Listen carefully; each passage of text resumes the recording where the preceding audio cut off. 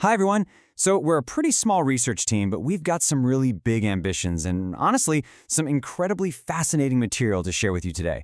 We're going to dive into a story, and it's a bit of a mind bender. It's a deep dive that starts with cold, hard silicon chip design, but somehow completely unexpectedly leads us right to the front door of the origin of life itself. So, let's jump right in. Get ready, because this journey is absolutely going to flip your perspective. Now, you're probably sitting there thinking, come on, these two fields are worlds apart, right? I mean, on one hand, you have engineers meticulously tweaking circuits in a sterile lab, and on the other, you've got this mysterious primordial soup of chemical reactions from billions of years ago. Believe me, that exact same thought crossed our minds. We didn't set out to decode the secrets of life. We were literally just trying to solve a very practical engineering problem. But, as you'll see, the laws of physics ended up guiding us to this incredibly awe-inspiring intersection. Chapter 1. Starting from chip design. So for some background, we were developing a fully analog computing system. We call it FACS, and its design philosophy is actually pretty unique. Instead of using a traditional computer clock to painstakingly calculate an answer step by step, we set up physical boundary conditions and just let the physical system become the answer. It worked great for things like deep space attitude control. But inside this system, we defined a mathematical metric called symmetry mismatch, or simply D.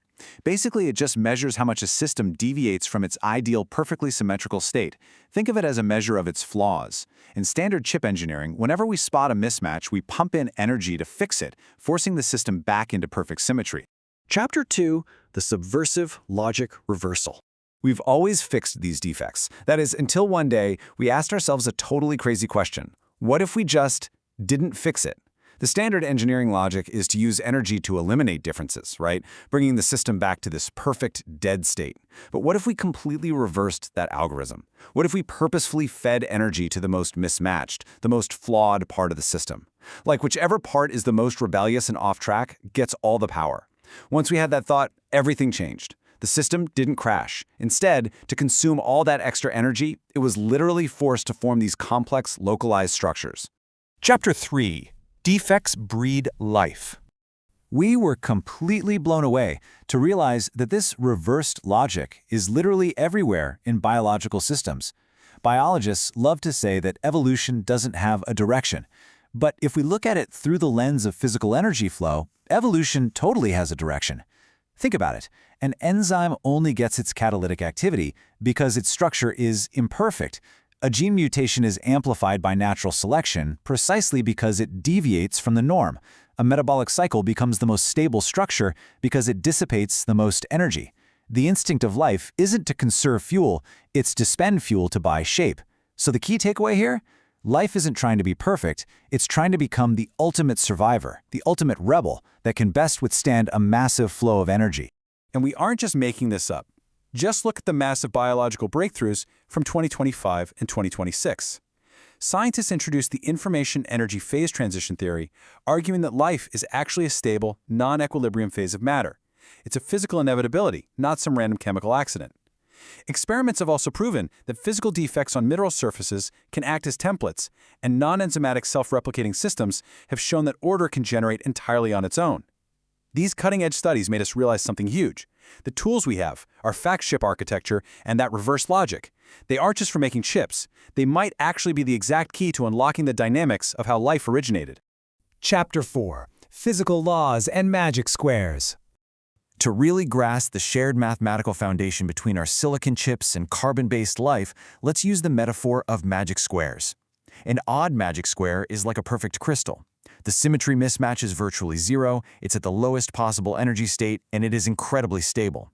But the catch? It can't store information. It's effectively a dead rock. On the flip side, an even magic square is asymmetrical. It's flawed. It sits at a higher energy state and could collapse at any second. It's a transient state. However, under a constant flow of energy, this imperfect, even magic square can get trapped or locked in. It becomes this breathing structure that interacts with its environment. Life, as it turns out, exists right inside these flaws. Because of this physical framework, we actually have to redefine what a gene is. A gene isn't just a static piece of computer code. At its core, a gene is an even magic square wrapped up in a periodic rush of energy. It's completely imperfect, but by constantly consuming energy, like ATP or a proton gradient in a hydrothermal vent, It locks itself into an eternal, metastable state to keep from collapsing into a dead ground state. And replication? That's really just this dynamic, oscillating pattern resonating and expanding through space. So going from inorganic matter to actual life, we can map out a really clear 4-stage physical model. Step 1. Natural physical defects on mineral surfaces generate a variety of initial states. Step 2. An energy flow, like from a hydrothermal vent, triggers our reverse logic, and energy is captured by the most asymmetrical mismatched defects. Step 3. Once that energy hits a critical point, the system undergoes a phase transition, locking into a self-catalyzing dynamic network. Finally, Step 4. This winning configuration alters the surrounding electrical charges and becomes the template for the next generation. It's not a biological miracle, it's just a beautiful dance of pure physics and energy. Chapter 5. An invitation to explore the unknown. When we put all the pieces together, it wasn't just exciting, it was genuinely awe-inspiring. These two paths that seem totally parallel, silicon-based computing and carbon-based evolution, they actually share the exact same mathematical foundation. This dual-engine architecture table really sums it up. In engineering, we set a target and use negative feedback to minimize mismatch. But in the physical origin of life, there's no preset goal. The system uses positive feedback, amplifying defects to maximize energy capture, eventually branching out into entirely new patterns of life. Our chip just happens to be the perfect virtual lab for simulating this natural phase transition. We've put together a really detailed research presentation that outlines both of these paths. And we decided to share this story not because we have it all perfectly figured out, but because we truly believe this is a problem worth thinking about together. If you're as fascinated by this link between analog chips and the origin of life as we are, please go check out the comments section. You'll find links to our presentation and our engineering white papers right there. Stories have always fueled human civilization, and this one is just getting started. We can't wait to see you in the comments. Before we wrap up today, I want to leave you with a thought to really chew on.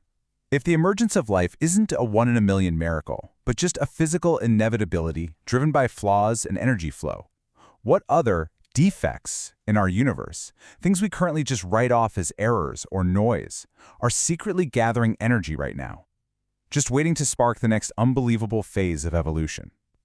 Thanks so much for tuning in, and we'll see you next time.